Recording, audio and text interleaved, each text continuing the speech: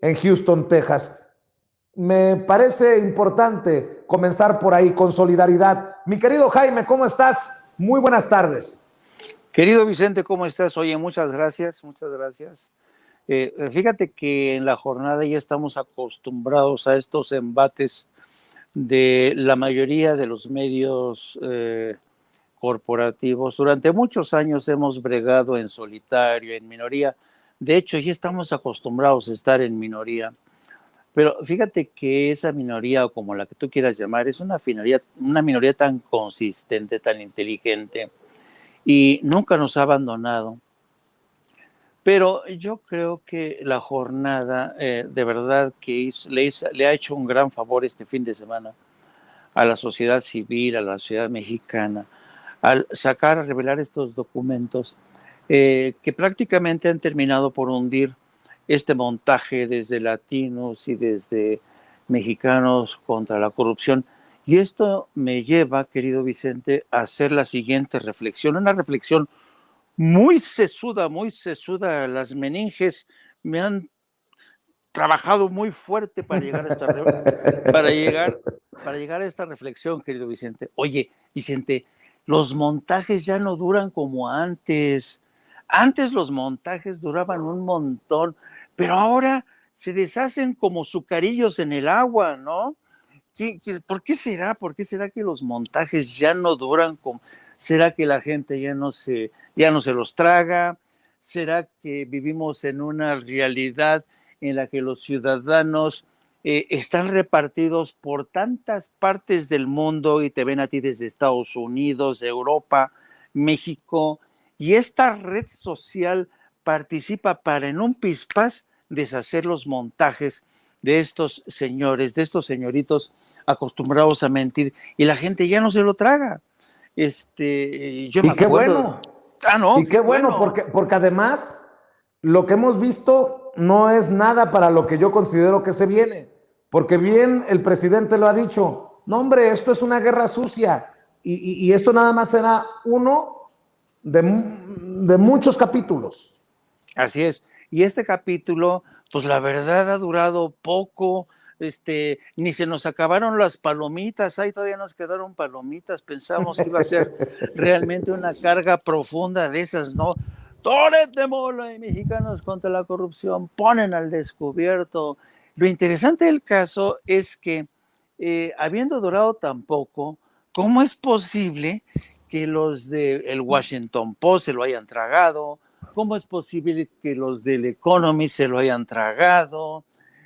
Y uno dice, la única conclusión, digo, una de dos, no es que se lo hayan tragado, sino que se lo querían tragar desde el principio, porque evidentemente desde The Economist nunca han negado que le tienen ojeriza a la 4T, y desde el Washington Post yo no diría que ya no es tanto ojeriza, sino que es tremenda desinformación que genera la sección de opinión en español, que conducen personajes como Mael Vallejo, que se atreven a meter entre sus colaboradores a Leoncito Krauss, a Carlos Loret de Mola. Así es que yo creo, como tú bien dices, el presidente no es ingenuo, ya nos ha dado un aviso a navegantes, esto va a seguir, y pues hay que prepararnos, hay que incluso tratar de divertirnos, porque el presidente hasta ahorita, hasta este momento, Vicente, lo increíble del caso es que no ha perdido la sonrisa. Al presidente ni se inmuta, el presidente se sacude estos escándalos como si se estuviera espantando una mosca desde el hombro. Pero insisto, ¿qué es lo que pasa, Vicente? ¿Por qué los montajes de antaño ya no son? Imagínate, fíjate, el montaje de Loret de Mola en Afganistán, ¿cuánto duró?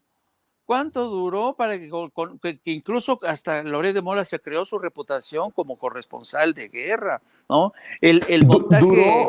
Duró hasta que regresaste tú y se lo contaste primero a Rubén Luengas y después todos los que te entrevistamos.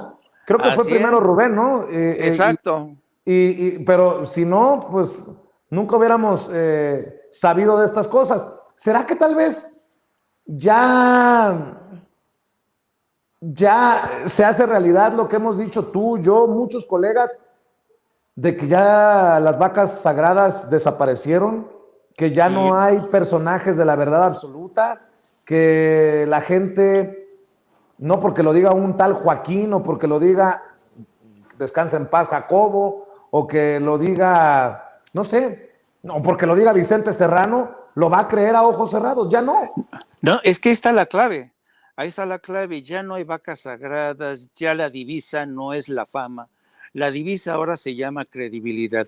Y quien no se atenga a este juego de la credibilidad, ahí tenemos el caso de Carmen Aristegui, ahí tenemos el caso de Joaquín López Dóriga, que en este fin de semana, Dios mío, ¿cómo nos divirtió Joaquín López Dóriga con Pedro Miguel? Pedro Miguel cortó orejas y rabo este fin de semana con Joaquín López Dóriga. Y yo creo que parte de lo que tú dices es eso, ya no hay vacas sagradas, la gente ya sabe a quién creerle. Y lo extraño es que durante tanto tiempo, Vicente, hayan gozado de tanta credibilidad. Yo recordaba esta mañana, en el caso de Joaquín López Dóriga, tú sabes que yo ya estoy viejo, demasiado viejo, yo empecé muy joven, y yo trabajé en el Canal 13 cuando estaba Joaquín López Dóriga. Y me acuerdo que cuando López Dóriga era el enfant chouchou, el hijo consentido de José López Portillo, y un día de esos que se pelea Joaquín con la hermana del presidente, con Margarita López Portillo, que era la que controlaba radio y televisión y cinematografía y por tanto el Canal 13. Entonces, que corren a Joaquín y salimos todos expulsados de Canal 13. Yo trabajaba en el programa, en un noticiero que se llamaba Al Cierre. Bueno, yo salí, ¿no?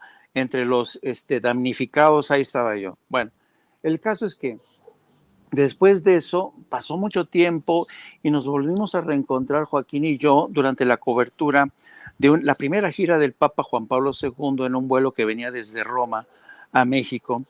Y me acuerdo que nos reencontramos ahí, Joaquín me dice, hola, ¿cómo estás? Le digo, no, pues bien, maestro, ahora estoy acá como corresponsal en Europa de Excelsior.